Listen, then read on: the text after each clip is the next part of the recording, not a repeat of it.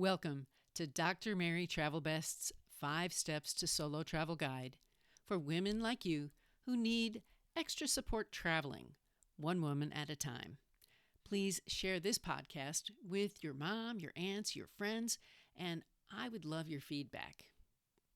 I've returned from a 90-day trip around the globe to every time zone on the planet.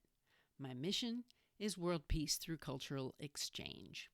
I was sustainable when I could by using local transportation, buses, and trains, and I was solo, carrying a small backpack called a personal item that fit in the seat in front of me on a plane. In this episode, the FAQ is, where was your favorite place on your 90-day trip? Today's destination is Kinsale, Ireland. Today's mistake is leaving my phone at the San Francisco airport counter. And travel advice, keep your cool, especially when it's hot. Now for the FAQ. The favorite place on my 90-day trip?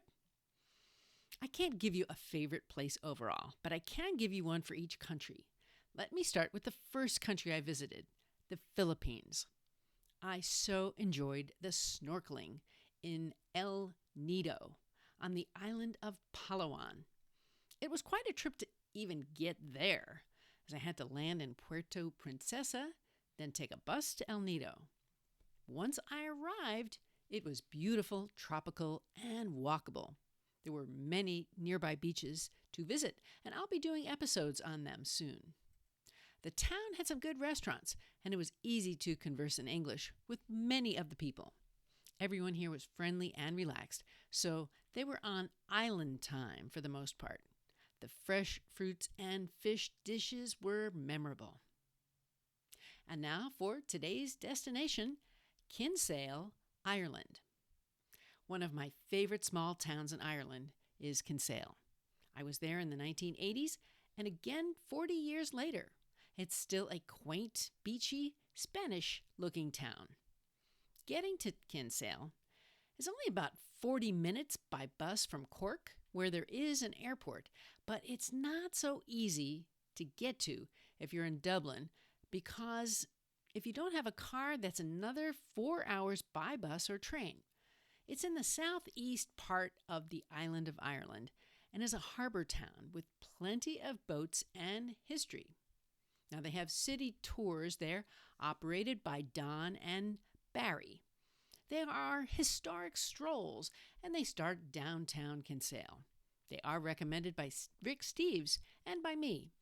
Don and his wife, Jill, are local legends when it comes to history and local storytelling.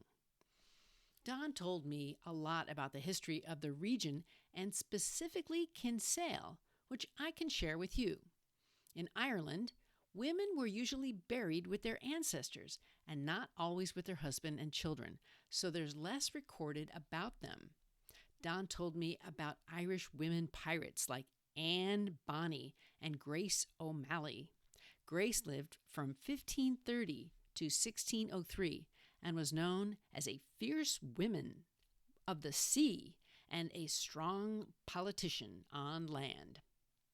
The Lusitania, you might have heard of that, a British ship, was sunk 10 miles off the coast of Kinsale. Don told me the shock of that sinking made such a big ripple in the water, it created one of the biggest salmon catches ever. Now, the food here is very good. Butter is a specialty with 6 different grades and has been shipped worldwide from here since it's so highly regarded. My memories of restaurants like the Spaniard, which was famous for music, great food, and atmosphere, is named after Don Juan de Aquila, who commanded the Spanish fleet during the famous Battle of Kinsale in 1601. Beside the Spaniard, visit Charles Fort. That's a place to learn more about the region's history. And the old head of Kinsale, with a 17th century lighthouse. You can also go golfing, walk the coastline, and maybe stay for the weekend. The Signal Tower is the most southerly point of the stunning Wild Atlantic Way, so go ahead, check it out. Now for today's mistake. One big mistake, leaving my phone at the San Francisco airport counter.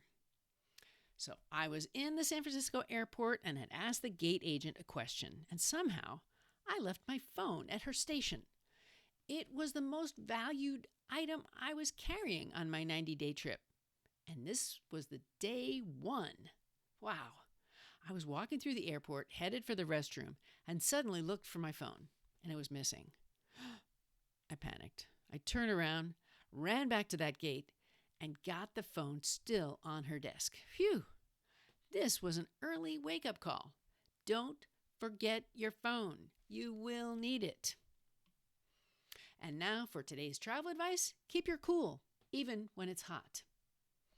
You may travel in scorching weather, and people tend to get heated more easily. Remember to keep a cool head and breathe deeply when you get upset. It could be the best breath you ever took. You could be wrong, so let others know you are in control of yourself too. I want to bring meaning to your travels, so go ahead, send me a question or a travel tip. info@drmarytravelbest.com. Sign up for the mailing list here. We can connect on this website, a Facebook page, group, or even Instagram. You can subscribe on YouTube or connect with me on Twitter or X. And I've got other social channels too. And lastly, find 5 Steps to Solo Travel. It's a series on Amazon. The show notes have more details. Thank you so much.